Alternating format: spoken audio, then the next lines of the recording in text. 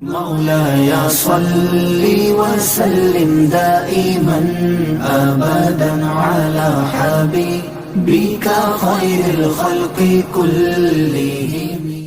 ربیع الثانی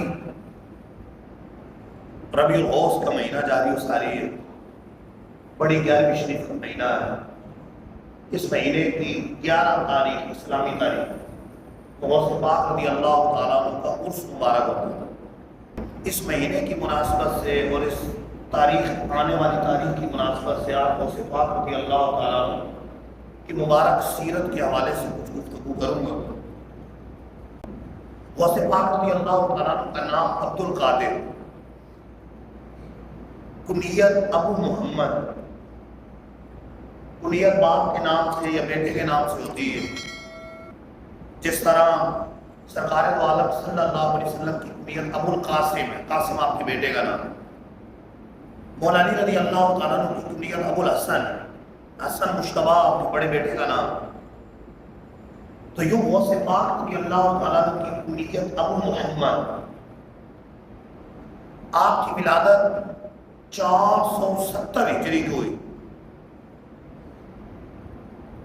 Baghdad شریف کے قصبے جیلان کے اندر ولادت ہوئی۔ اس میں آپ کو جیلانی کہتے ہیں، یہ شیخ عبد القادر جیلانی۔ آپ کا وصال 561 ہجری کو، یوں اس اعتبار سے دیکھا جائے تو تقریباً 91 سال عمر مبارک بنتی، 470 ہجری کو ولادت ہے اور 561 ہجری کو آپ کا وصال۔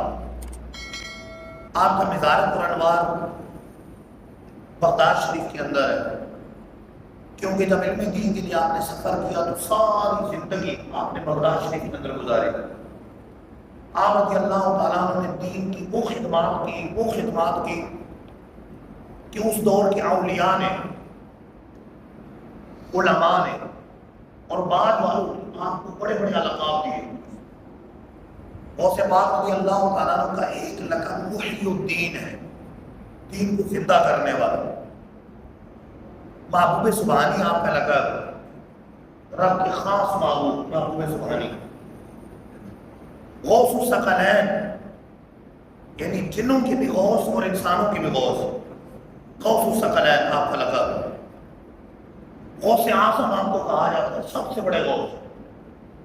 ویسے تو ہر دور میں کتب الاقطاب ہوتا ہے جسے غوث کہتے ہیں، لیکن علماء فرماتے ہیں، اولیاء فرماتے ہیں کہ امام حسن عسکری سے لے کر امام مہدی کی آمد تک تمام غوثوں سے بڑھ کر فضیلت غوث اعظم کی،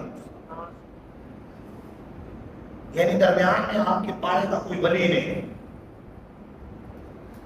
آپ سب پر آپ اور اپنے فضیلت دی۔ آپ کی ڈپٹی امام حسن عسکری سے لے کر امام مہدی کی آمد تک غوث اعظم رضی اللہ تعالیٰ، اس لیے آپ کو غوث اعظم کہتے ہیں۔ مطلق جب بھی غوث اعظم بولا جاتا ہے تو اس سے خود شیخ عبد القادر جیلانی مراد ہوتے ہیں۔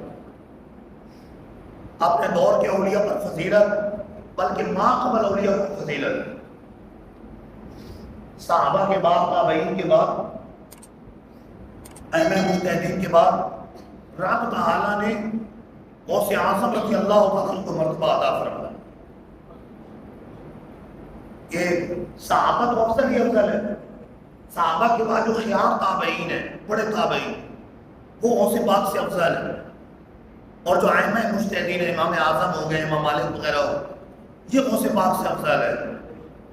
لیکن ان کے بعد مرتبہ غوث پاک کا، اور امام مہدی تک غوث اعظم رضی اللہ تعالیٰ عنہ کی ڈپٹی یا غوث اعظم امام حسن عسکری سے لے لیں، اس لیے غوث پاک کو غوث اعظم کہتے ہیں۔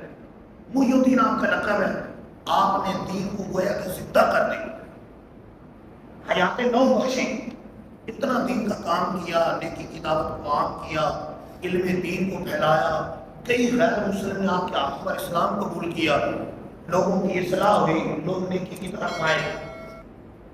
آپ رضی اللہ تعالیٰ عنہ کو محی الدین لقب کے بارے میں خود کہتے ہیں کہ 511 ہجری کو میں کسی دوسرے شہر سے بغداد کی طرف آ رہا، جمعے کا دن، تو راستے میں دیکھا کہ ایک انتہائی نحیف شخص موجود، کمزور شخص، نحیف شخص موجود، لاغر، زمین پر پڑا ہے۔ تو مجھے دیکھا تو کہنے لگا کہ مجھے اٹھاؤ، سہارا دو۔ غوث پاک کہتے ہیں کہ میں نے ہاتھ سے پکڑ کر جیسی سہارا دیا تو وہ فربہ ہو گیا، طاقتور ہو گیا، اس میں قوت آ گئی، چہرے پہ شادابی آ گئی۔ تو کہنے لگے کہ گھبرائیں نہیں، میں آپ کے نانا جان کا دین، میں کمزور تھا، ناتوان تھا، لاغر تھا، آپ رضی اللہ تعالیٰ نے سہارا دیا تو رب تعالیٰ نے مجھے قوت عطا فرمائی۔